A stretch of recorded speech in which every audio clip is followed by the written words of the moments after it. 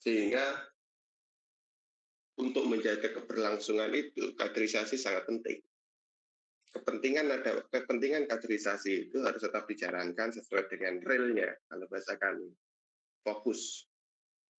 Nah, untuk bisa mendiskusikan kaderisasi sesuai dengan realnya, maka perlu adanya teman-teman yang satu frekuensi di dalam kaderisasi itu sendiri. Karena akan susah ketika kita membicarakan kaderisasi di luar bank, seperti itu. Nah, kalau kita ngomongkan kaderisasi, kita tidak bisa lepas ataupun tidak bisa jauh dari apa yang dinamakan kaderisasi dalam konteks sejarah. Rekan dan rekanita, mungkin ada yang sudah sering dengar ya, ataupun di beberapa pelatihan mungkin para instruktur dan pelatih pernah menyebutkan bahwa sejarah kaderisasi kita secara sistem ya, secara sistem itu dimulai sejak tahun 79. Sejak tahun 79. Sedangkan IPP berdiri tahun 54-55. Pertanyaannya, selama itu apakah ada kemudian pola kaderisasi? Kan seperti itu. Kalaupun ada, seperti apa? Yang kemudian buku pedoman kaderisasi mulai muncul dibukukan secara nasional dan sering, maksudnya bukan nasional sih, tapi sering kita lihat itu mulai tahun 2004. Sampai terakhir 2018, kemudian kemarin Kongres ada modul kaderisasi dan juga IPP ada pedoman kaderisasi. Nah, perjalanan panjang itu di dalamnya tentu ada apa aja sih di dalam sebuah pedoman pengkaderan itu. Salah satunya sistem kaderisasi. Nah, apa yang kemudian yang dimaksud dengan sistem kaderisasi? Sistem kaderisasi adalah kumpulan elemen-elemen yang saling berkaitan, yang kemudian dijalankan untuk mencapai tujuan tertentu. Elemen-elemen itu yang kemudian membentuk sebuah sistem. Motor bisa berjalan karena ada businya, ada bahan bakarnya, ada akinya, dan lain sebagainya, sehingga bisa berjalan. Tanpa ada unsur satu, ya, kalaupun ada salah satu unsur yang hilang, maka sistem itu juga akan berjalan pincang. Nah, oleh karenanya pentingnya sistem ini juga harus dijaga. Di dalam sistem itu nanti ada apa? Tentang ada paradigma pelatihan, ada paradigma pengkaderan, ada kemudian aturan, ada kemudian distribusi, dan lain sebagainya. Banyak sekali dari sini. Kesemuanya itu rekan dan rekan kita itu tetap harus kita jaga. Makanya kalau di kaderisasi itu kenapa ada aturan kuota sekian, umur sekian, kemudian materinya ini urutannya seperti ini, ada klasifikasi materi, ada materi ideologi, materi skill organisasi, ada materi wawasan. Kenapa kemudian penataannya diurutkan ideologi dulu? Itu kenapa? Karena itu ada sistem. Ibaratnya kita mau mencetak batu bata, maka ya kita memakai cetakan batu bata. Tidak menggunakan cetakan kue, kan gitu, seperti itu. Nah, pun sebaliknya kalau kita mau mencetak kue ya akan sangat lucu ketika kita menggunakan cetakan batu bata. Oleh karenanya rekan dan rekanita penting kiranya memahami kaderisasi itu secara komprehensif ataupun secara utuh. Saya sangat mengapresiasi dengan adanya kegiatan seperti ini, karena dengan kegiatan seperti ini saya sedikit lebih bisa menimba ilmu dan kemudian bagaimana mencoba untuk belajar dari teman-teman yang ada di Badung, di Bali, dan beberapa teman yang ada di sini. Kita ketahui bersama bahwa yang namanya kader ya, bukan anggota. Kalau anggota ya semuanya itu anggota. Tapi kalau kader itu ada spesifikasi khusus yang kemudian dia telah mengikuti pelatihan itu secara aturan. Nanti pemanaan kader juga datang. Kalau kita kemudian menggunakan perspektif aturan, maka yang dinamakan kader setelah mengikuti pelatihan apa? Pelatihan lakut, pelatihan kader muda. Tapi yang jelas garis besarnya adalah kader adalah sumber daya manusia yang melakukan proses pengelolaan dalam sebuah organisasi. Itu kader. Sehingga ada pelatihan-pelatihan secara kaderisasi formal, ada magesta, ada lakmut, dan lain sebagainya. Sehingga kader tadi itu memang orang yang harus telah dilatih gitu. Dipersiapkan betul ilmunya. Makanya kalau teman-teman, saya ini sebelum masuk itu sudah pintar, ya nggak masalah. Kemudian ikut lakmut, wah laku ternyata gini-gini aja. Pertanyaannya itu laku kayak gini-gini aja atau Anda yang kemudian tidak bisa menerima prosesnya. Kalau kemudian misalkan Mas Faskal ketika ikut latihan Latkol di Probolinggo Raya kemarin, di dalam sebuah forum saya pasti bilang, entah kamu dimanapun kamu berada, ketika kamu masuk forum, kamu adalah peserta yang kemudian harus menikmati prosesnya.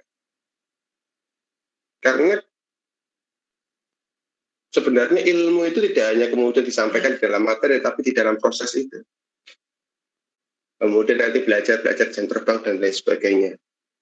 Nah, berangkat dari kemudian pemanaan kaderisasi, sistemnya seperti apa, korelasinya seperti apa, sampai kemudian kader. Tapi yang jelas, ketika kita mau menghasilkan output yang dinamakan kader ini, maka harus ada proses seleksi yang ketat. Oke ya. Tapi Mas, daerah kita itu sulit cari orang, ya dimanapun pasti sulit cari orang. Ataupun tidak terlalu menarik ibnu kita dan lain sebagainya. Ya, tantangan kita hari ini adalah membuat ibnu menarik gitu. Kenapa kemudian ibnu tidak diminati? Karena itu tidak kita buat menarik. Kegiatan kita hanya itu aja. Kalau ukurnya sederhana, misalkan PC Badung nih, ataupun PAC mana, jumlah kepengurusan dan jumlah kepengurusan ditambah jumlah keanggotaan di total itu lebih banyak mana daripada jumlah follower Instagram akun media sosialnya. Itu sudah menjadi sebuah ukuran. Makanya sering saya plesetkan itu, kalau kamu aktif di dunia nyata, kalau kamu mati di dunia nyata, minimal organisasi ini jangan mati di dunia maya, gitu. Harus tetap aktif.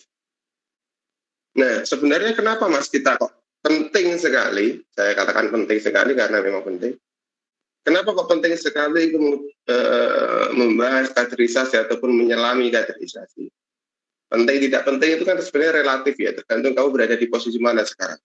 Kalau kalian sebagai pelaku kaderisasi maka sangat penting. Kenapa? Karena fungsinya. Apa fungsi kaderisasi? Secara umum fungsi kaderisasi ya adalah untuk mempersiapkan calon-calon ataupun embrio regenerasi yang siap melanjutkan tongkat estafet perjuangan sebuah organisasi. Kita menyiapkan orang gitu, setelah kita. Hari ini mungkin saya bicara di hadapan panjenengan ya, di hadapan rekan-rekan kita. Kelak nanti mungkin yang bicara di hadapan rekan-rekan kita mungkin Mas Faskal ataupun siapa. Nah, maka peran kaderisasi menurut saya ada 3 ya. Yang pertama adalah pewarisan nilai-nilai organisasi yang baik. Apakah kemudian di dalam organisasi ada yang tidak baik? Tentu ada. Tentu ada. Saya yakin rekan-rekan kita masuk ibnu itu ada yang tidak murni karena ibnu. Ada yang karena tertarik dengan siapa, kemudian ada yang tertarik karena apa, ada yang kemudian di sana di organisasi akalah kemudian masuk ibnu. Masih banyak. Pintu masuk di ibnu itu beragam sekali. Tapi yang jelas adanya kaderisasi memiliki peran untuk mewariskan nilai-nilai organisasi yang baik saja. Yang nggak baik nggak usah diwariskan. Yang kedua, yang menjamin keberlangsungan organisasi.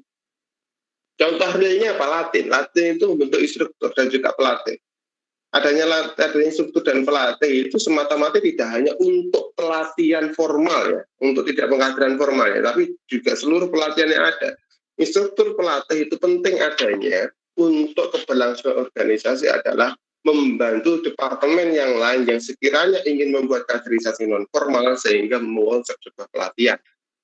Misalnya di Jawa Timur nih, saya kemarin baru diskusi dengan Komandan DKW Jawa Timur, bagaimana kemudian mengkonsep sebuah pelatihan CPP KPP yang itu fungsinya sebagai pelatih seperti itu. Kita diskusi, kita membantu. Kenapa? Karena seorang instruktur dan juga pelatih adalah orang yang kemudian didesain, orang yang didesain untuk menjadi orang yang paham pelatihan seperti itu. Sehingga ketika kita mengikuti alur kaderisasi, proses pelatihannya ataupun kader-kader kita bisa dilihat nanti. Karena apa? Bisa dikatakan bahwa kaderisasi itu merupakan suatu proses pendewasaan. Proses pendewasaan. Nah, karena hal tersebut saya kemudian tertarik di kaderisasi. Kalau ngomongin soal Mas, sejak kapan sampai tertarik di kaderisasi? Wah, ini panjang ya. Biasanya saya ceritakan di dalam pelatihan-pelatihan. Nanti saja kalau ada yang tanya. Tapi yang jelas, kalau kemudian teman-teman membuka buku pedoman kaderisasi tahun 2004 miliknya Ibnu, di sana itu dijelaskan bahwa realitas kader pelajar NU saat itu ya tahun 2004 kan saat itu ada 6. Yang pertama adalah kurang profesional, diakui atau tidak hingga sekarang seperti apa kenyataannya kurang profesional. Walaupun profesional itu tolok ukurnya berbeda-beda ya, tapi bisa dilihat lah seperti apa sekarang tolok ukurnya. Teman-teman yang mau ngopi, akan mau bagi yang merokok, silahkan aja, santai aja. Yang kedua kurang loyal. Ini terjadi di teman-teman yang mungkin double organisasi ya, banyak organisasi. Orang kan ada kan orang yang hobinya memang berorganisasi. Kalau saya itu hobi saya itu bukan berorganisasi, hobi saya itu PS-an. Organisasi itu hanya bentuk pengabdian saya. Gitu kan? Hobi saya itu PS-an. Hobi saya tanya, Mas, sama hobinya apa? Hobi saya berorganisasi. Wah, saya saja ikut organisasi Ibnu saja. Tok. Cuma Ibnu saja. Capeknya bukan main kok, banyak organisasi kok. Apa enggak? Kemudian capeknya itu luar biasa itu. Tuh. Nah, ini kasusnya seperti itu. Loyal itu kan tergantung nanti kemudian mana yang diprioritaskan. Dan orang yang tidak diprioritaskan itu kan kadang ketika kita tidak memprioritaskan sesuatu itu ia akan hilang. Ia akan hilang. Jadi prioritas itu penting ya. Ketika kamu sudah merasa tidak prioritaskan, tanyakan pada dirimu, ini kenapa kok saya tidak diprioritaskan dalam organisasi ini? Apakah kontribusi saya kurang? Atau memang organisasi telah tidak membutuhkan saya? Atau apa? Itu banyak faktor. Yang ketiga, kurang tahu apa yang harus diperjuangkan. Ini kan rekan kita harus menyadari ini. Sebenarnya Anda masuk Ibnu itu kena ngapain? Apa yang Anda perjuangkan? Apakah kemudian dengan masuk Ibnu IPPNU, NU akan terjamin keberlangsungannya, kan ini nggak jelas dalam koridor ini. Nah hari ini alhamdulillah lah, saya rasa sudah cukup menarik. Ada yang kemudian fokus di entrepreneur, fokus di literasi, fokus di sekolah, pendidikan, edukasi, dan lain sebagainya. Keempat adalah kapasitas leadership lemah. Ya, ini bisa dilihat dari ketika kita rapat kemudian pembentukan panitia misalnya. Ketika kita membentuk panitia, kemudian ketua cabang ataupun siapapun itu bertanya siapa yang menjadi ketua panitia, misalkan gitu ya.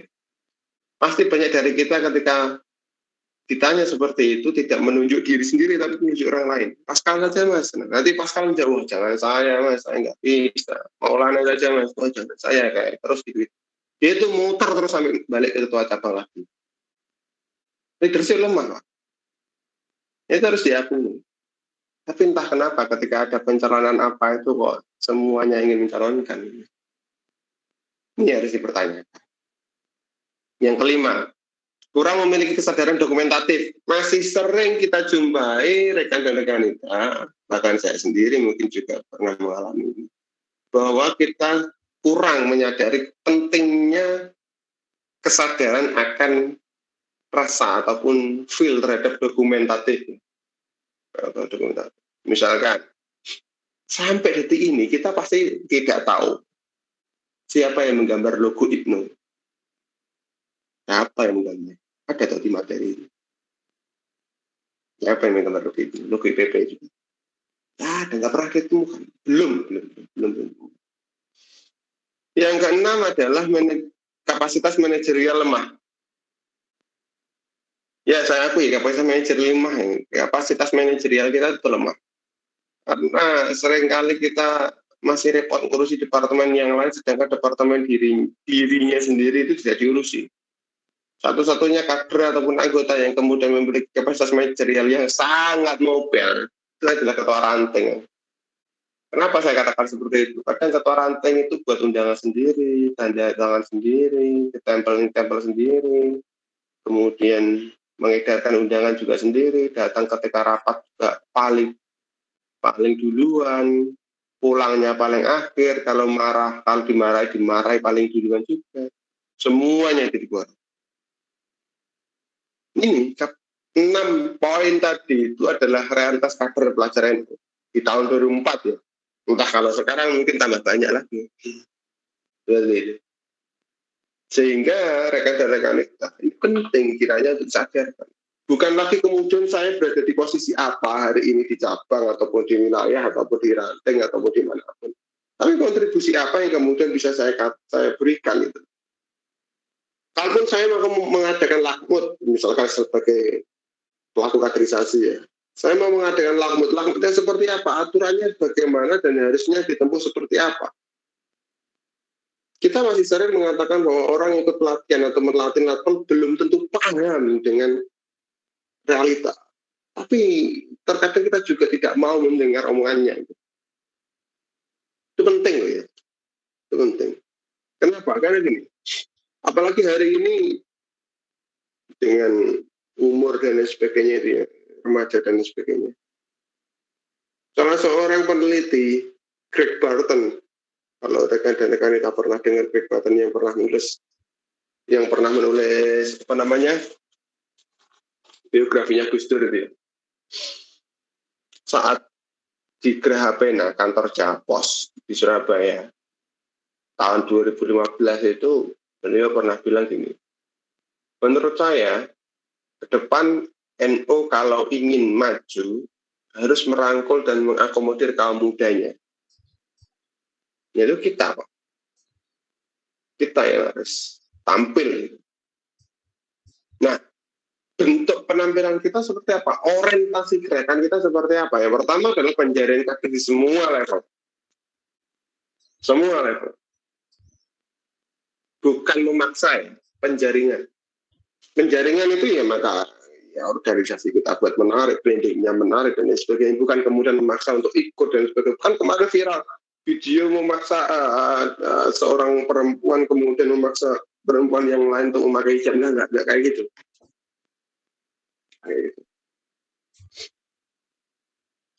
Paling baik adalah contohkan pada dirimu. Kenapa kemudian saya harus ikut Ibnu?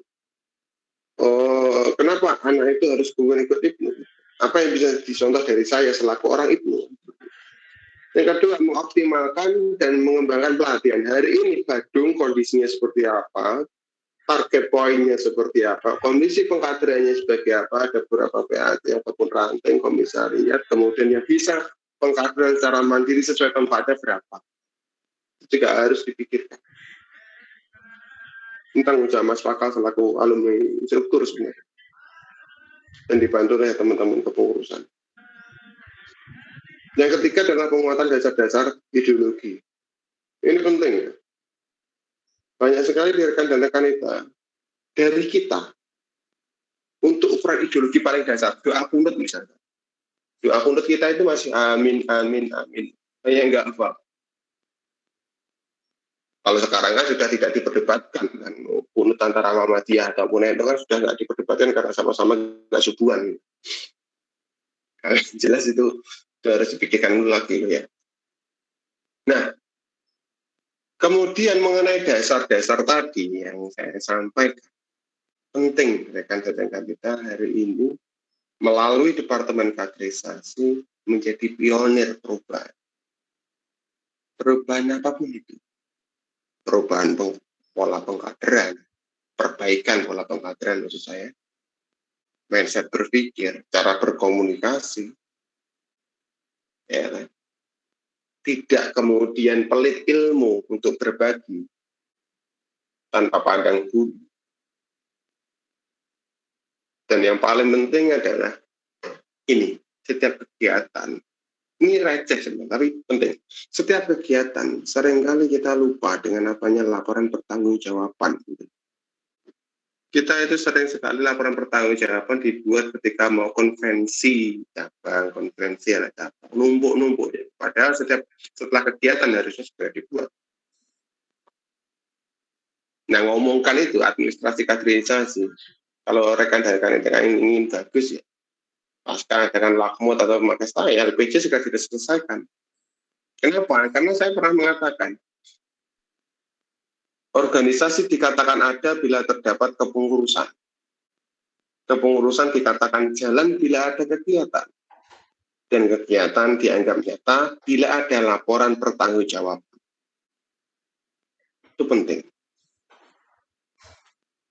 Bentuk pelaporan yang kemudian saya abdikan yaitu buku Prisma Pemikiran Pelajar itu. Kenapa? Karena kaderisasi itu menarik. Ia kadang membuat kesal, kadang membuat tertawa, dan kaderisasi itu tumbuh membawa rindu lalu menyatu menjadi candu. Adanya Prisma Pemikiran Pelajar kemarin itu adalah salah satu bentuk ikhtiar dari pimpinan pusat dan dibantu beberapa tim perumus alumni latihan kepemimpinan nasional. Isinya materi ya rekan-rekan, itu materi pelatihan. Kalau aturan yang IPB sudah ada pedomannya, yang IPNU tetap menggunakan yang lama, tapi secara materi itu tinggal lihat itu saja, bisa dijadikan rujukan, bisa dibuat PPT-nya. Intinya memudahkan. Ada silabusnya, ada kisi-kisinya. Nah, ini yang kemudian harus dipahami rekan-rekan kita kalau kita mau ngomong kaderisasi. Sekali lagi, kalau kita ingin membahas kaderisasi secara detail dan rinci, harus ada forum tertentu, pelatihan misalkan, yang kemudian kita membahas di sana. Dari sini saya tekankan urgensi pentingnya mengadakan latihan instruktur bagi IPNU dan latihan pelatih bagi PP. Mungkin Mas Faskal pernah mengenyam itu, bagaimana kemudian suasana di forum selama 4 hari kita tidak membahas apapun, kepentingan apapun selain kaderisasi. Kita mulai membahas sistem falsafah, desain pelatihan, metode media, dan psikologi pelatihnya. Kita bahas semuanya di sana dan akhirnya ya kita memahami kaderisasi, dan itu yang menjadi kunci kalau boleh berbagi saat ini, karena menggalakkan adanya latihan instruktur dan pelatih di segala tingkatan, khususnya di pimpinan cabang, dan kemudian di pimpinan cabang ada beberapa yang membuat TOT, TOF, dan lain sebagainya. Terakhir, ada sebuah ungkapan yang kemudian perlahan pada rekan-rekan kita semuanya. Yang pertama adalah ketika Anda telah duduk di sini, di tempat ataupun di depan gawai sampai di depan handphone ataupun laptop sampai,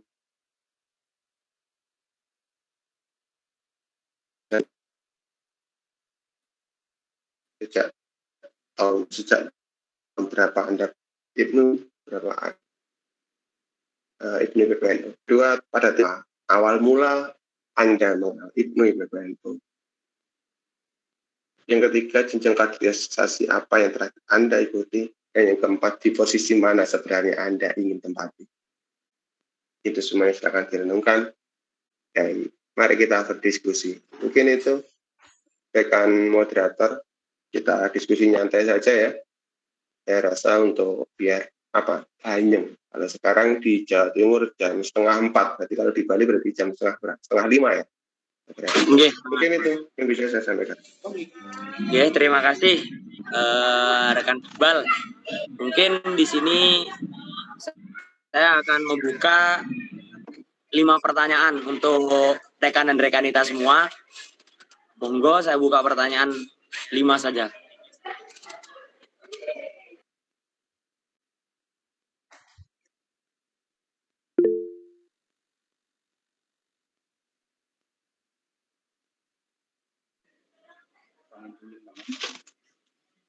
Oke, mungkin silahkan kepada rekan Muhammad Kabib Fazal, silahkan pertanyaannya. Oke, terima kasih. Sebelumnya, Assalamualaikum warahmatullahi wabarakatuh. Waalaikumsalam. Sebelumnya kami ucapkan terima kasih kepada panitia, khususnya yang kami hormati kepada pemateri rekan Iqbal Hamdan Habibi. Asli pun di jenengan Jawa Timur nggih. Nggih. Oke, kula kenal kali Mas Irfan. Kalau Alhamdulillah. Oh ya, perkenalkan nama saya Muhammad Habib Fazal Jinan. Saya asli Jawa Tengah, Semarang. Kebetulan kuliah di Mojokerto, Jawa Timur. Langsung ke pertanyaan atau gimana, moderator? Mungkin bisa dibuka facecam-nya, rekan. Oh, ini masih di luar. Oke, silahkan mungkin langsung ke pertanyaannya saja. Oke, siap. Terima kasih pemateri pertanyaan pemaparan yang sangat luar biasa. Yang ingin saya tanyakan seperti ini. Karena terkadang kita dalam melaksanakan pengkaderan kan ada yang dimana itu kita fokus pada latar belakang ataupun sistem kepengurusan gitu kan. Yang ingin saya tanyakan, apa yang harus diperhatikan menurut pemateri dalam hal pengkaderan? Maksudnya yang diutamakan gitu kan ya, apakah kita harus tahu dulu latar belakang dari setiap kader-kader itu. Misal ada orang yang berbasic desa, berarti kan harus kita melaksanakan pengkaderan seperti ini. Ataupun orang itu memang ada di bagian yang dia suka itu bagian apa gitu kan ya. Itu pertanyaan pertama yang harus diperhatikan dalam sistem pengkaderan. Terus yang kedua, menurut pemateri tolak ukur kesuksesan organisasi itu apa? Apakah dari jenis kegiatannya yang merenteng atau sistem administrasinya bahkan yang sudah sesuai PDPRT dan lain sebagainya, ataupun jumlah anggotanya yang banyak menurut pemateri. Terus yang terakhir, ini yang menurut saya jarang dipertanyakan lah ya oleh kebanyakan kader. Yang diharapkan Mbah Tolha Mansur dan Mbah Hajah Umroh Mahfudhoh kepada kader IPNU IPPNU itu seperti apa? Karena kita terkadang mengikuti IPNU IPPNU tapi nggak tahu yang diharapkan beliau-beliau itu seperti apa. Sekian dari saya. Wallahul muwaffiq ila aqwamit thoriq. Wassalamualaikum warahmatullahi wabarakatuh. Waalaikumsalam warahmatullahi wabarakatuh.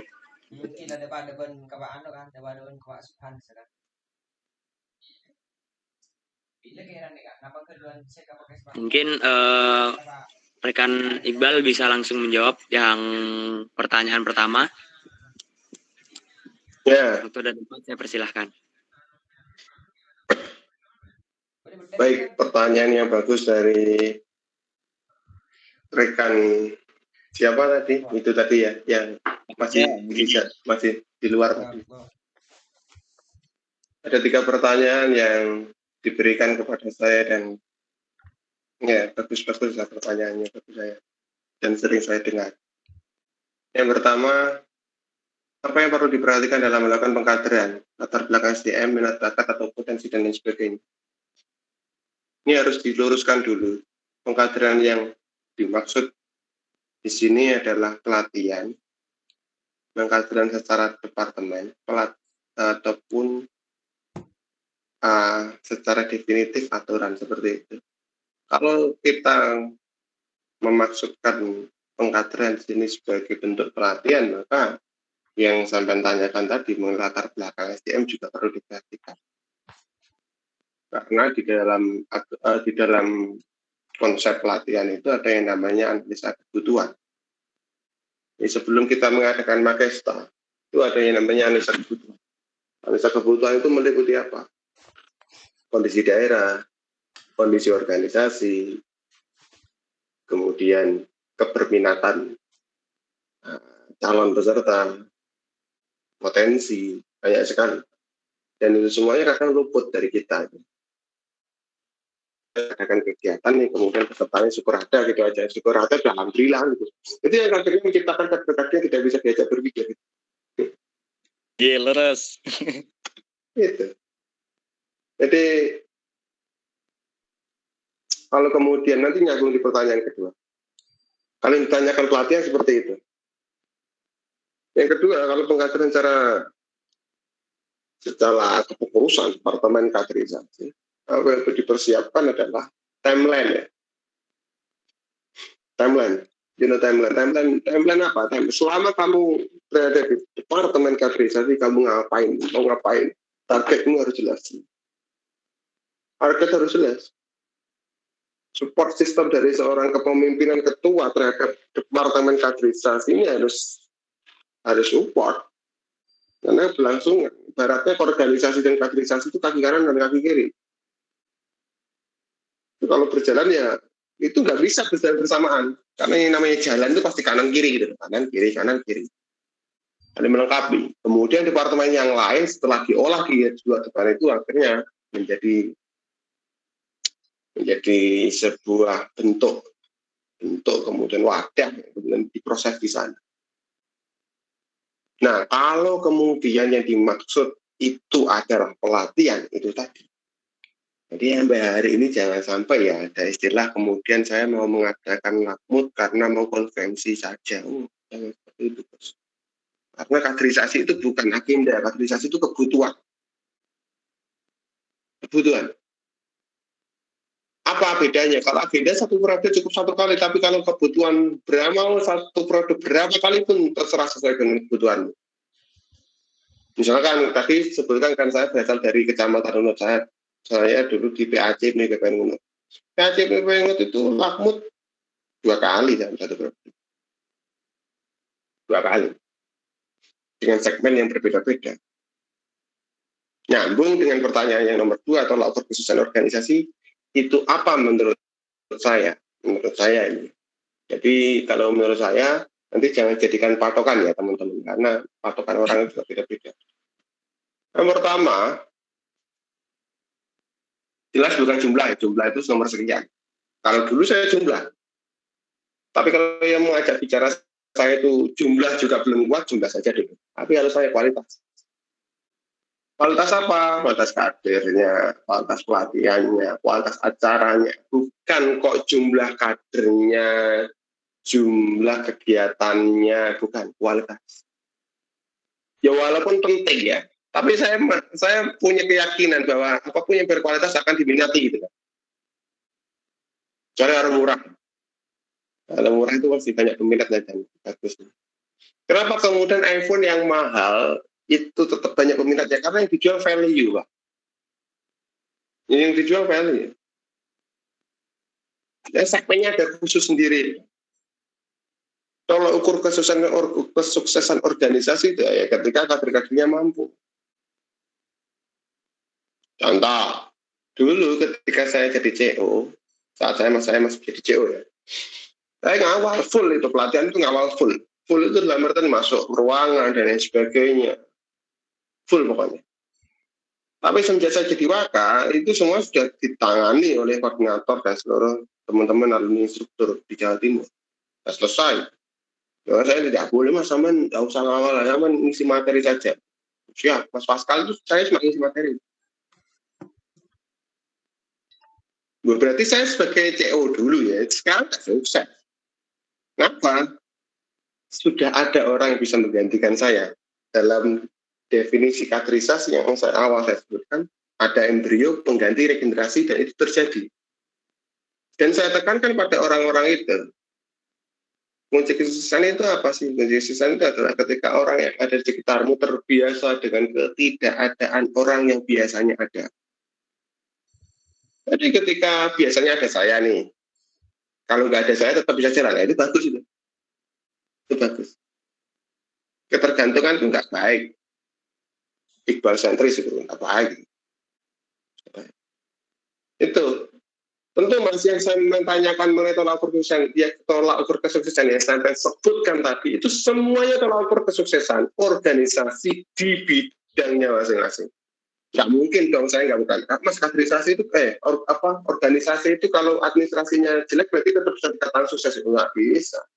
Organisasi kalau administrasinya bagus berarti ya sukses. Kalau kegiatannya bagus banyak berarti nggak sukses, nggak bisa, tetap bisa dikatakan sukses. Semua yang saya sebutkan itu yang untuk sebuah tolak ukur kesuksesan. Tapi kalau saya, kualitas administrasinya seperti apa, kualitas kadernya seperti apa. Makanya saya tekankan ya, kalau di Jawa Timur itu tingkatan cabang, kalau mengadakan kegiatan latihan, lapel, tebakan lakut, sertanya nggak usah banyak-banyak, yang penting kualitas. Jangan kirimkan kader terbaik, kirimkan kader yang berkompeten di bidangnya. Kalau adanya Latin, berarti kirimkan kader-kader yang potensi untuk dijadikan struktur. Jangan kader yang terbaik. terbaik itu buat dikader jadi pemimpin aja. Tapi yang berkompeten itu diminta. Jadi karena gini, saya tuh ingat omongan dari Kiai Mun ya. Kiai Mun instruktur nasional PKP dulu. Beliau bilang gini, bahwa kader NU, ini termasuk IPP, itu ada dua. Ada yang sopir, ada yang montir. Tahu montir ya? Montir itu ya tukang bengkel dulu montir. Jadi ada yang sopir, ada montir. Sopir itu nggak bisa menjalankan mobilnya kalau mobilnya rusak. Dan montir itu tugasnya untuk memperbaiki itu. Pun dibalik juga nggak bisa, montir itu nggak akan bisa bekerja maksimal kalau sopir tidak bisa merasakan ada kerusakan misalnya. Kayak dua entitas ini penting untuk ada di setiap organisasi khususnya IPP ya. Makanya dari sini teman-teman daerahnya belum punya instruktur, segera cetak instruktur penting. Itu yang kemudian tolak ukur kesuksesan bagi organisasi bagi saya.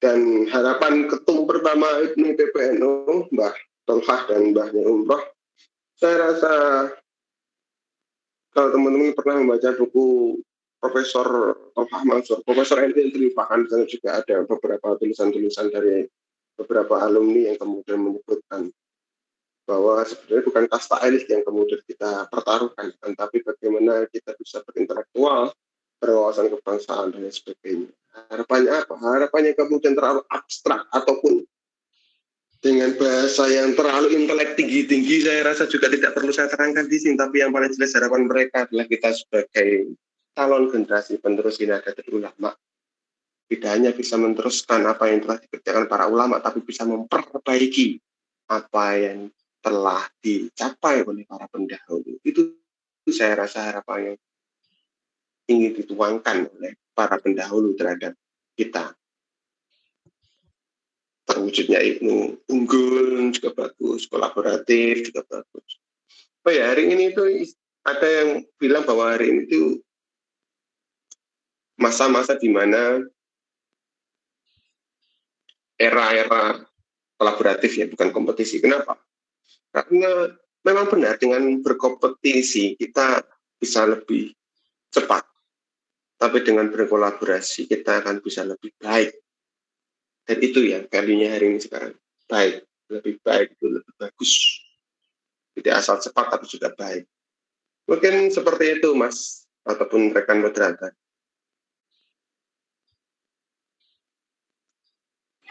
Ya, terima kasih pada rekan Iqbal telah menyampaikan menjawab pertanyaan dari rekan Muhammad Habib. Mungkin untuk pertanyaan yang kedua saya buka. Siapa yang ingin bertanya silahkan. Mohon izin Kak. Mungkin silahkan kepada rekan Andrea Rahman untuk bertanya.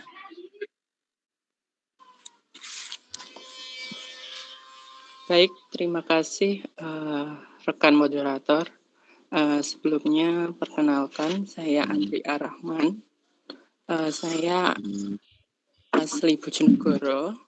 Oh.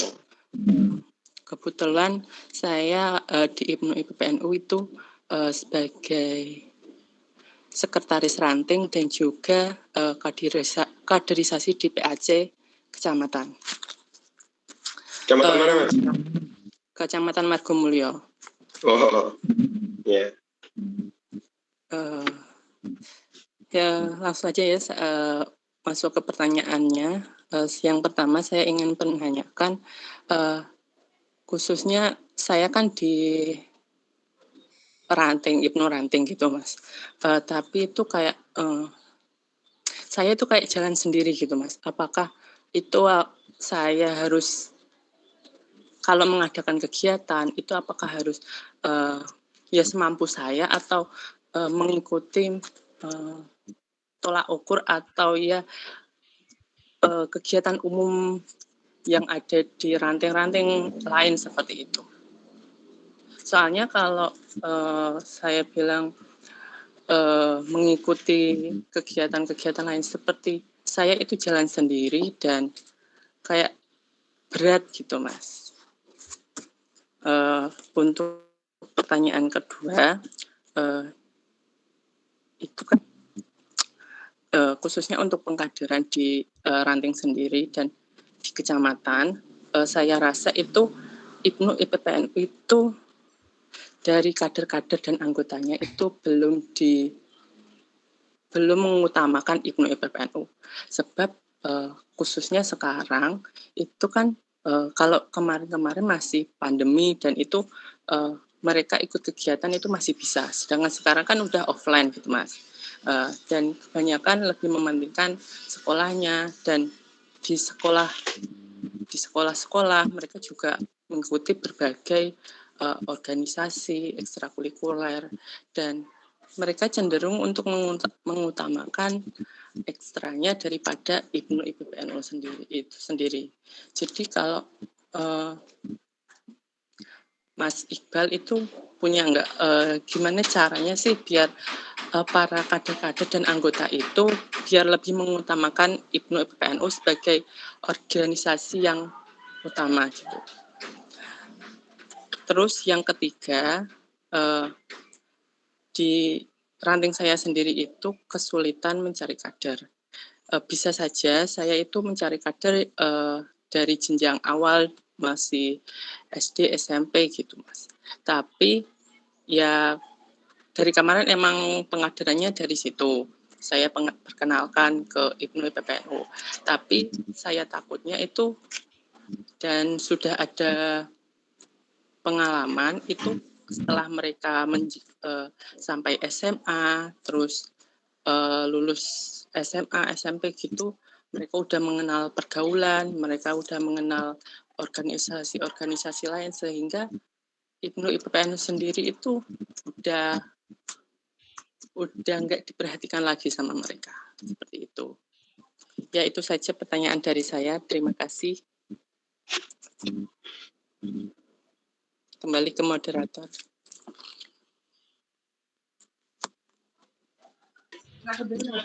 Terima kasih kepada rekan Andre Herawan. Mungkin kepada rekan Iqbal bisa langsung untuk menjawab pertanyaannya. Oke, jadi dua orang bertanya dan satu orang ada 3 pertanyaan, 6 kali 5 berarti nanti 30 pertanyaan kira-kira. 3 kali 5 ada 15 pertanyaan kira-kira. Kalau satu orang 3 pertanyaan, nggak masalah. Nanti aja. Yang pertama, Mas, saya di Ranting nggak jalan sendiri, Mas. Apakah saya harus semampu saya atau gimana? Yang kedua, tadi mementingkan sekolah, itu kurang mendapat perhatian. Yang ketiga, IPNU tidak diutamakan. Ini kan mirip ya pertanyaan. Pertama, Ranting jalan sendiri, semampu saya kah? Atau gimana, Mas? Ya, semampu kamu. Gini maksud saya. Bahwa setiap orang di segala tingkatan itu memiliki target dan standar yang berbeda. Setiap daerah juga memiliki kebutuhan dan kondisi yang berbeda. Ketika saya menceritakan A, atas dasar apa yang saya alami dan ketahui, belum tentu di daerah Margo Mulyo tadi, daerah Mas Firman, ini seperti itu juga nggak bisa dipaksakan. Nah, panjenengan ketika bergerak di Ranting, itu tadi, semampu Anda itu juga boleh. Tapi yang paling penting, kira-kira apa yang membedakan Ranting sampai dengan yang lain? Jadi gini, ada teori itu yang kadang teori mengatakan bahwa kita terkadang melupakan aset dan lebih fokus pada masalah. Sehingga ketika kita menangani masalah, kita justru mengabaikan aset yang kita punya. Ya. Sehingga aset yang kita punya juga ikut-ikut jadi masalah. Margo Mulyo atau Ranting yang Anda tangani tadi, yang Anda duduki sekarang, memiliki aset apa? Ibaratnya gini, saya punya anggota 5. Iya kan? Ada anggota 5. 3 ini bermasalah. Saya masih punya 2 aset ini. Tapi terkadang kita lebih fokus ke masalah ini. 3 ini, sehingga yang 2 juga ikut-ikutan tidak diperhatikan dan hilang. Hilang semua masalah kita. Maka dari itu yang pertama tadi ditentukan standar di daerahmu. Seperti apa kemudian standar seperti apa? Yang pertama. Yang kedua, Mas, sekarang ini banyak yang karena sekolah masuk, banyak yang menghentikan sekolah, ekstrakurikuler dan sebagainya. Apa baik. Dan saya sangat mengapresiasi bagi rekan-rekan IPNU dan juga PPNU yang akademiknya tidak terganggu dengan IPNU PPNU. Itu bagus sekali. Nah, apresiasi. Apakah kemudian itu tidak bisa Mas diutamakan? Bisa. Itu hanya perlu mencari bukan celah ya, tapi hal apa yang tidak dimiliki oleh ekstrakurikuler yang mereka lakukan. Jadi memang nggak menarik kalau kemudian masih ikut mereka ikut ekstrakurikuler ya, memang mereka butuh itu ya. Sekarang apa yang dibutuhkan mereka yang kemudian belum mereka dapatkan itu kan perlu dicari kan. Bisa gitu kalau kemudian hanya dipikir bisa. Itu harus dicari. Sehingga saya merasa bahwa perlu kiranya rekan dan rekan ini mulai memikirkan IPNU dibawa kemana dengan kondisi seperti ini menjadi tantangan sendiri. Ini tantangan sebenarnya. Nah, kenapa kemudian setelah itu mereka ikut IPNU di usia SD, SMP, ketika SMA ataupun kuliah mereka tidak ikut IPNU lagi? Pertanyaan saya adalah IPNU selama ini bagi mereka memiliki dampak atau tidak? Itu juga penting. Kenapa? Karena seringkali setelah Makesta kita bingung mau ngapain. Kita apa ya kader kita ini.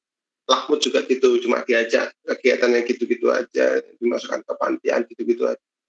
Ya pernah ada dampak yang kemudian benefit secara bukan materi terhadap diri. Gitu. Misalkan saya ikut IPNU sejak sebelum di Pondok Pesantren sejak SD.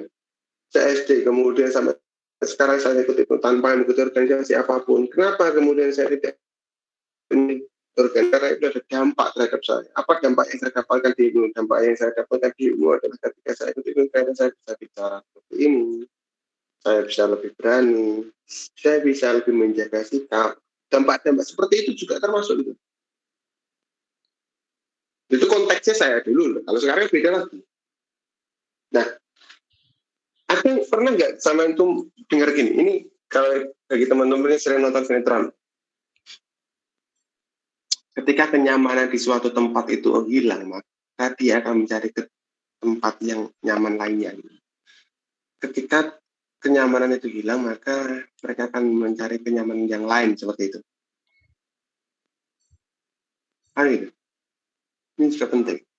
Apakah kemudian dengan mereka memilih ekstrakurikuler yang mereka miliki, apakah kemudian mereka merasa tidak nyaman itu? Bisa jadi.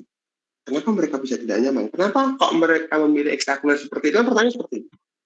Kenapa tidak membeli IPNU saja? Pertanyaannya apa yang telah disediakan oleh IPNU untuk mereka? IPNU daerah itu ya. Sehingga IPNU ini akan baik ketika kita buat baik gitu loh. IPNU ini akan biasa-biasa saja ketika kita biasa-biasa saja. Dulu itu kan belum ada, senior-senior kita yang dulu misalkan belum ada belum kayak gini. Bahkan dulu banget WA juga belum ada. Tapi kenapa minatnya sangat tinggi? Karena saat itu hype-nya dan kemudian apa yang dibutuhkan sesuai. Jadi begitu ya Mas yang dari Bojonegoro. Saya mau rencana ke Bojonegoro tapi nggak jadi kemarin itu. Tapi kira-kira seperti itu. Nanti kalau saya ke Bojonegoro ngopi-ngopi lah ya. Mungkin seperti itu rekan moderator. Oke, terima kasih pada rekan Iqbal telah menjawab pertanyaan dari rekan sebelumnya.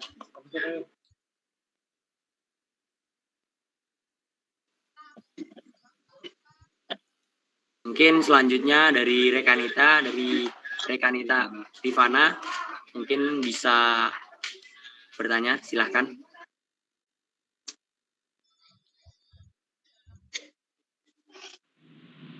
Baik, terima kasih atas waktunya rekan. Sebelumnya perkenalkan, nama saya Rifana Saputri. Saya berasal dari Jawa Tengah, Kabupaten Purbalingga, dan sekarang sedang berproses di Pimpinan Komisariat Perguruan Tinggi IPPNU UIN Saifuddin Zuhri Purwokerto. Singkat saja rekan, yang ingin saya tanyakan, menurut rekan bagaimana apa yang harus ditekankan nih dalam pengkaderan IPNI PPNU di kalangan mahasiswa?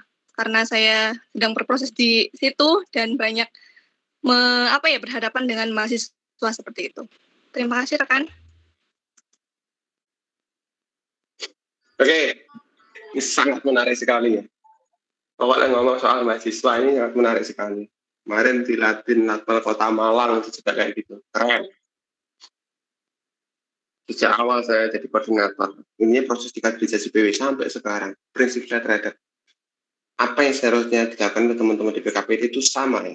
Perbanyak riset dan kajian. Dan tidak usah mempeributkan pengkaderan. Itu jelas. Jadi saya itu juga ketika di rumah dulu juga ikut-ikut nimbrung mendirikan PKPD Unsarif Hidayatullah bin Satu Tulungagung yang kemarin jadi tuan rumah Rakornas RKPD. Itu juga gitu. Hari ini yang paling penting untuk kalangan mahasiswa itu riset dan kajian, publish jurnal kayak gitu-gitu, dan itu sangat jarang rekanita. Saya dengar dari PKPD mana berhasil publish jurnal gitu. Kebanyakan kita itu masih memperdebatkan, ini padahal di internet IPP, maksudnya di dalam kita memperdebatkan, mas boleh nggak saya mengadakan lakmut, mas materinya kok sama kayak di rantai, kayak gini. Dan itu sebenarnya secara teknis harusnya sudah selesai. Misalkan Mekesta yang diadakan oleh PKPD ingin dalam tanda kutip ingin berbeda dengan yang di rantai, cukup tambah saja materinya tanpa mengurangi. Cukup tambah saja kisi-kisinya tanpa mengurangi. Ibaratnya tambahan itu ya sunnah. Dan materi wajib sudah ada aturannya. Kalau kamu ingin melakukan sunnah, wajibnya jangan ditinggalkan. Lucu kan ketika kita misalkan tertib sholat tahajud tapi nggak berasubuhan, ini kan juga lucu. Nah, PKPD seperti itu. Dengan durasi masa khidmat 1 tahun akan sangat luar biasa ketika itu nanti dibentuk kelas-kelas yang kemudian ada fokus diskusi dan menghasilkan produk untuk PKPD itu selain pengkaderan. Maksudnya pengkaderan juga dipikirkan, tapi jangan terforsir terlalu habis di sana. Nanti juga akan ikut ini. Tapi ini saya rasa jangan dibahas ini ya, yang ini. Saya mau menyampaikan ini. Makesta itu masih dipahami sebagai pintu awal masuk PKPD. Pada saat aturan Makesta itu pintu awal untuk legalisasi anggota IPNI PPNU. Nah ini jangan usah dibahas ini terlalu panjang lah untuk koridor. Tapi yang jelas konsepsi PKPD saya berharap mampu menjadi embrio ataupun kalau saya menyebutnya gudang intelektual IPNI PPNU. Dan intelektual. Itu tadi diwujudkan dengan cara memperbaiki pola pengkaderannya. Pengkaderan bukan sekedar pelatihan yang harus tekankan tadi, maka PKPD berbasis keilmuan gitu loh. Berbasis keilmuan, minat bakat, membantu daerah tingkat kepengurusan di sekitarnya. Itu penting sehingga PKPD bukan gini, saya kusnudon ya. PKPD itu sebenarnya baik di Jawa Timur banyak kok PKPD itu. Cuma mereka banyak kok teman-teman di PKPD itu merasa dianaktirikan gitu. Kenapa? Tidak ada yang menganaktirikan. Justru kita itu hari ini sangat support dengan adanya itu dalam artian seperti ini. PKPD ini adalah sebuah wadah yang kemudian sangat bagus apabila memang diolah dan kader-kader di dalamnya itu menekankan aspek-aspek keilmuan sebagai seorang mahasiswa. Keren loh ini sebenarnya. Cuma masalahnya hari ini banyak dari kita yang terlalu direpotkan dengan sistematika pengkaderan, legalisasi, perebutan teritorial perpolitikan, sehingga keilmuannya itu hilang dan nggak menarik kalau sudah kayak gitu. Value-nya apa? Dan gitu kira-kira. Ini yang harus ditekankan ya Mbak dari Purbalingga tadi. Dari Purbalingga tadi. Keren loh ini. Misalkan pasti Mbak pernah dengar Mas Gulam di Jawa Tengah itu juga keren gitu PKPD ini. konsep-konsep seperti itu yang kemudian harus dicanangkan ya Mbak ya. Salam untuk PKPT di Jawa Tengah. Seperti itu, Rekanita. Terima kasih rekan Iqbal atas jawabannya. Mungkin bisa diterima oleh rekan Ira.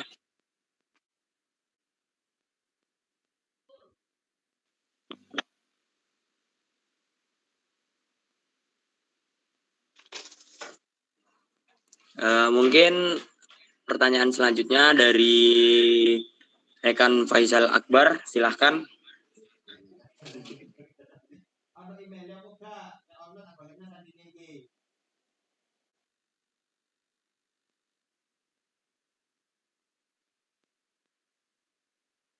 Rekan.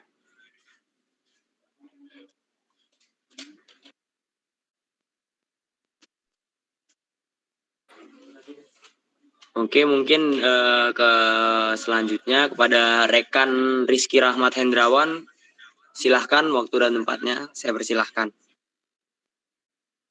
Baik, terima kasih atas waktu yang diberikan oleh moderator. Sebelumnya, Assalamualaikum warahmatullahi wabarakatuh. Waalaikumsalam. Khususnya yang terhormat kepada rekan Iqbal Hamdan Habibi selaku WKPW IPNU Jawa Timur.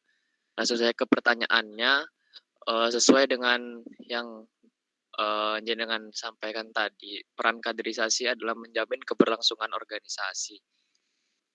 Sedangkan dalam keberlangsungan organisasi itu adalah jika kita punya jiwa kepemilikan terhadap IPNU, maka organisasi itu kan kurang lebihnya akan aktif seperti itu ya. Nah, pertanyaan saya sederhana saja, rekan.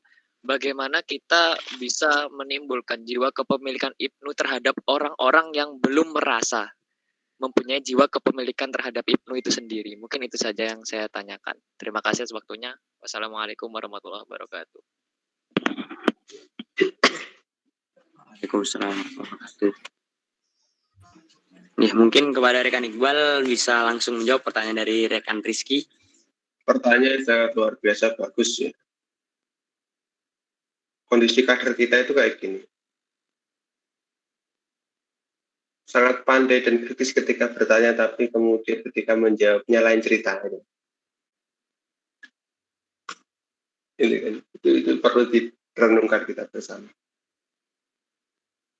Bagaimana kita bisa menimbulkan jiwa kepemilikan terhadap IPNU kepada orang yang dalam tanda kutip disebutkan tadi oleh penanya. Teman-teman pasti pernah dengar ya kisah ketika Rasulullah menginginkan pamannya untuk masuk Islam. Namanya tuh kayaknya itu ya. Yang kemudian sampai akhir hayatnya beliau belum masuk Islam juga.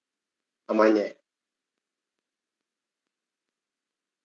Yang mana saat itu Rasulullah ditegur bahwa hidayah itu turunnya dari Allah, bukan darimu Muhammad. Kalau kemudian kita asumsikan kisah itu, analogikan kisah itu terhadap apa yang hari ini terjadi, khususnya jiwa kepemilikan tadi, tentu tidak ada yang bisa menjamin siapapun dia bisa menanamkan jiwa kepemilikan terhadap PBNU. Apalagi bagi mereka yang kemudian tidak mengkonsep pelatihan sebagaimana mestinya aturan yang ada.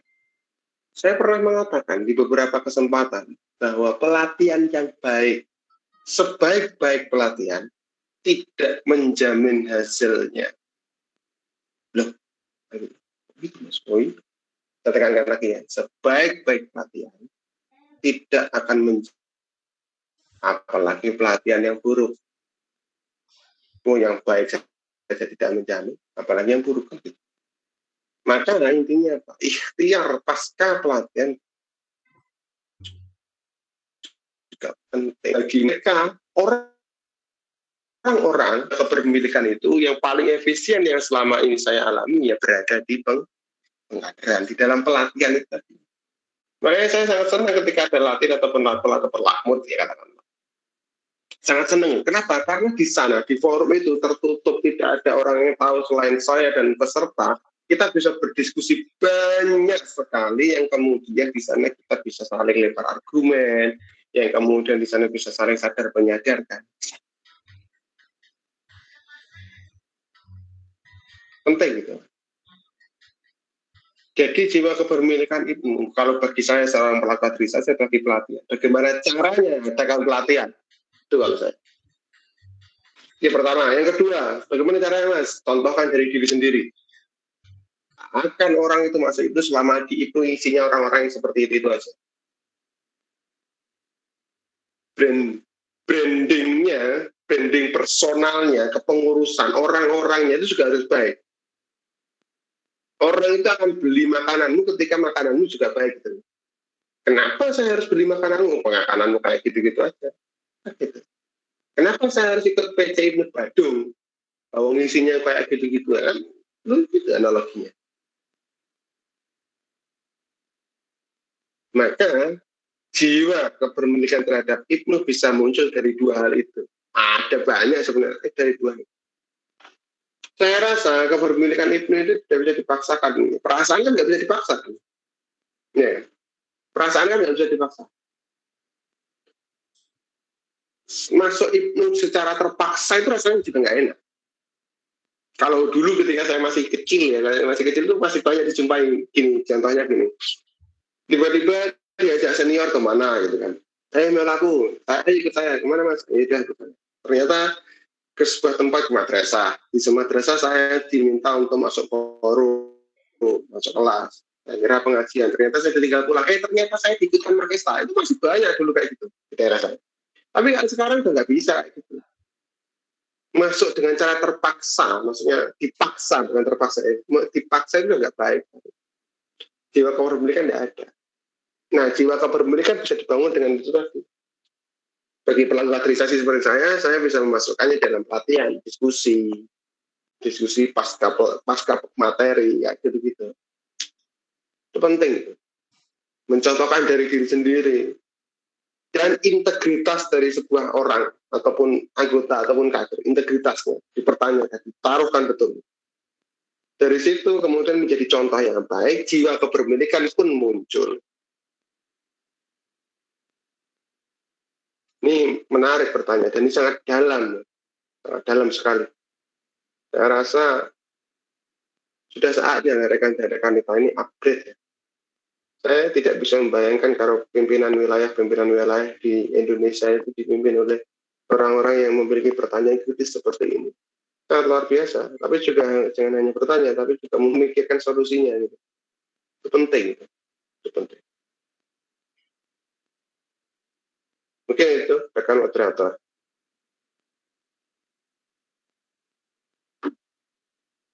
Ya, terima kasih kepada rekan Iqbal terhadap jawabannya yang sangat memotivasi sekali ya. Mungkin ini akan menjadi pertanyaan terakhir ya dari rekan Khairul Huda. Waktu dan tempat saya persilahkan. Baik, Assalamualaikum Bang, mohon izin Bang. Mungkin saya ada beberapa pertanyaan Bang. Perkenalkan dulu, nama saya Muhammad Khairul Huda. Saya berasal dari Kalimantan Selatan, dari pimpinan cabang Ibnu Tapin Bang. Mungkin ada beberapa hal yang sering mengulik di pikiran saya dan mengganggu pikiran saya Bang. Jadi kaderisasi itu kan adalah jantungnya organisasi Bang. Namun seiring perkembangannya zaman ini, dinamika organisasi itu pasti terus berjalan dan mengubah pola pikir kader di dalam Ibnu. Terkadang banyak yang mengikuti pelatihan dalam jenjang pengkaderan yang ada di Ibnu, tetapi setelah hal yang diperlukan mereka itu melupakan Ibnu Bang. Nah, jadi menurut Sampian, bagaimana cara yang sangat efektif dalam meluruskan pola pikiran dan cara pandang kader yang seperti itu Bang? Dan satu lagi, kaderisasi itu kan Bang harus memahami sesuai kondisi geografis daerah tersebut. Nah, pertanyaan saya, menurut Sampian, bagaimana konsep pola kaderisasi yang baik untuk di daerah yang sangat terpencil dan orang-orang di sana tidak mengetahui Ibnu itu apa? karena INU di sana pun kurang berkontribusi dan juga kurang aktif Bang, sehingga pemuda di sana kurang mengetahui IPNU. Jangankan mengetahui IPNU, mereka itu hanya latar belakangnya saja INU, tetapi tidak tahu ada organisasi INU, begitu Bang. Dan bagaimana cara pemerataan kader kita pasca melakukan pelatihan yang ada di IPNU. Terima kasih banyak Bang, mohon maaf banyak bertanya Bang. Terima kasih rekan Novel Huda. Oke, selamat datang rekan Novel Huda. Kalau saya itu punya apa namanya, bibi ya, punya bule itu di Kalimantan Timur. Samarinda itu Kalimantan Timur ya, Kalimantan Timur. Nah, ya, Balikpapan pertama. Saya punya Balikpapan itu punya bibi, dan di Kalimantan Timur itu saya punya adik kelas saya dari pondok. Ini ada pertanyaan yang saya kan sering buat Q&A di Instagram ya. Ketika saya gabut itu saya buat Q&A. Kemudian dari bertanya, Mas, bagaimana cara mengaktifkan anggota yang tidak aktif, Mas? Kemudian saya repost dan saya jawab guyon gitu kan. Kemudian dikomentari oleh adik kelas saya yang rumahnya Kalimantan Timur itu. Mas, enak-enaknya orang-orang itu masih enak di Jawa, Mas. Kalau di Kalimantan itu susah cari orang yang gitu ceritanya. Dan ini apa yang saya sampaikan tadi, kami berbeda-beda,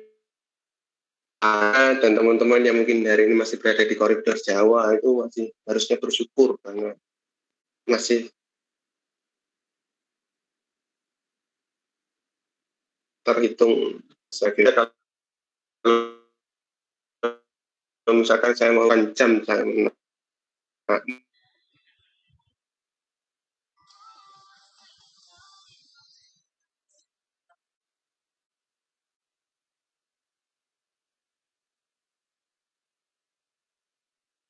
naik perahu dan semangat dari Mas Garuda dan kawan-kawan. Yang pertama, meluruskan cara pandang pasca pelatihan khususnya. Jadi begini, Mas Garuda, teman-teman.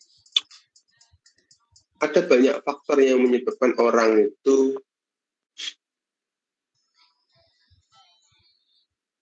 mengalami pemikir cara pandang. Belum diluruskan, pasti mereka berbelok menurut kita. Kalau kemudian tanya bagaimana cara meluruskan adalah yang paling utama ya, sebelum diluruskan, mereka itu berbeloknya ke arah mana, itu harus kita ketahui dulu. Apalagi pasca pelatihan. Itu tadi kita jarang melakukan pemetaan pasca pra pelatihan sampai dengan pasca pelatihan hingga kemudian distribusi yang menyambung pertanyaan ketika pemerataan. Kemudian yang pertanyaan kedua, daerahnya terpencil, maka pola kaderisasi bagaimana yang paling baik digunakan? Pola kaderisasi digunakan adalah pola pengenalan, pola Makesta dan pola pengenalan. Ya, pengenalan, rebranding, pencitraan, ya citra yang baik yang harus ditonjolkan. Entah itu terlepas dari kondisi secara geografis dan geologis dan kemudian kultur ya.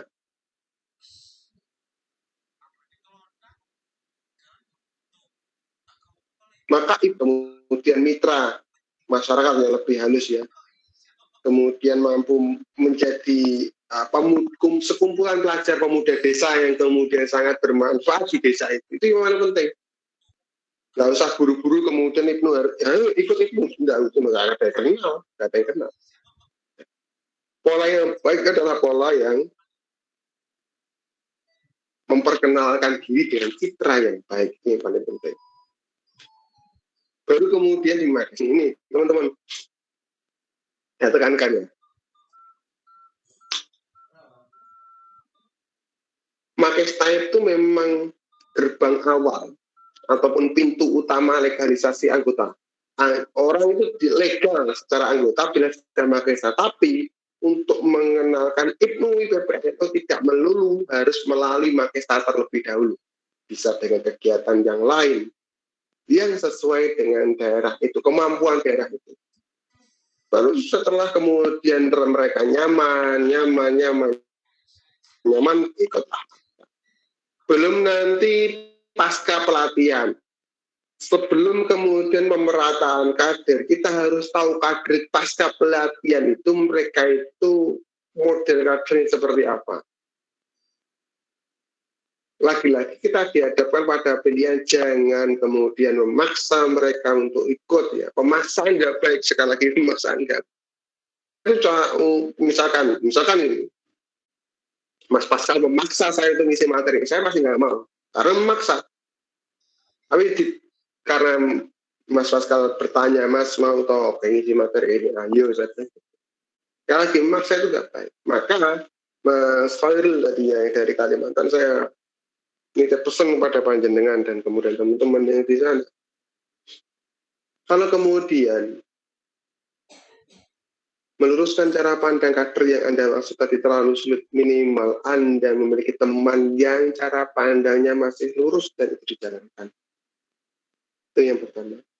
Yang kedua, pola kaderisasi yang apa? Kenal mitra diri yang baik kepada khalayak ramai dan masyarakat. Yang ketiga, pemerataan kader. Sebelum kader itu didiskusikan, pahami dulu keahlian mereka apa, keberminatan mereka apa, kemudian silakan diratakan.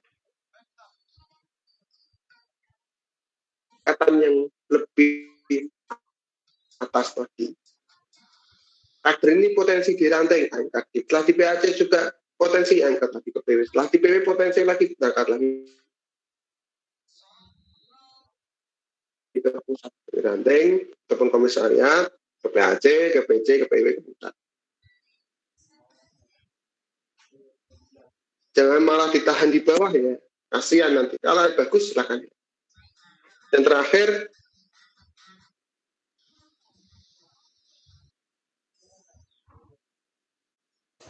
analogi ya, silakan. Kalau kita ingin memperbaiki, tidak melulu dengan cara memotong dahannya, tapi bisa memperbaiki akarnya. Ketika Anda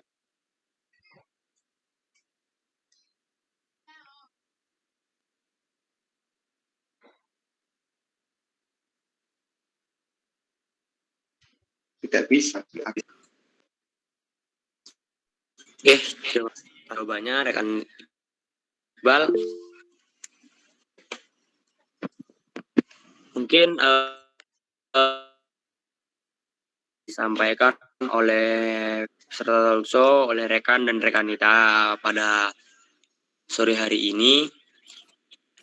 Mungkin kesimpulan yang bisa saya ambil pada sore hari ini adalah bagaimana pentingnya kaderisasi itu untuk menunjang kader-kader IPNU dan IPPNU ini bisa menjadi berkualitas serta bermanfaat dan berguna bagi masyarakat luas, dan harus juga memantau kepada daerahnya masing-masing apa yang dibutuhkan oleh masyarakat di daerahnya masing-masing. Mungkin seperti itu kesimpulan yang bisa saya simpulkan. Mungkin closing statement dari saya.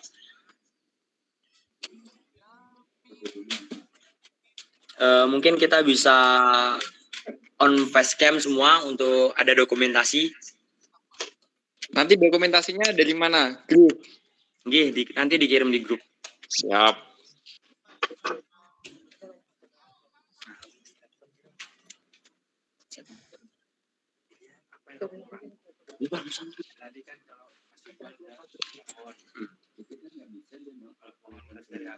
Ini gimana nih?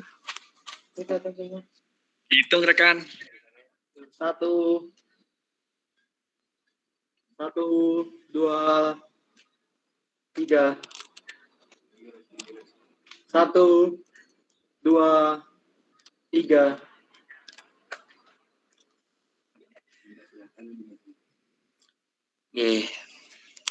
Oke, terima kasih semua. Nanti yang masih ingin diskusi, kita tanya-tanya di IG aja nanti. Saya nyantai itu aja. Terima kasih pemateri. Oke, terima kasih banyak kepada rekan Iqbal telah menyampaikan banyak sekali serta motivasi kepada kami di sini. Semoga apa yang tadi disampaikan bisa berguna untuk rekan dan rekan kita semua. Saya sebagai moderator Mohon pamit. Apabila ada salah kata, mohon maaf. Wassalamualaikum warahmatullahi wabarakatuh. Waalaikumsalam. warahmatullahi wabarakatuh. Gimana Kak? Sehat Kak?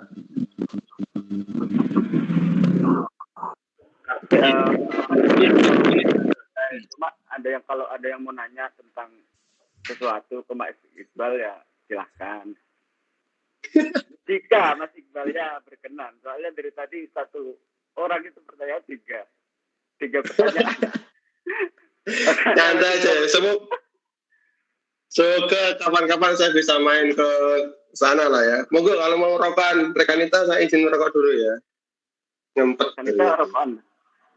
Yang kau sama saya izin merokok.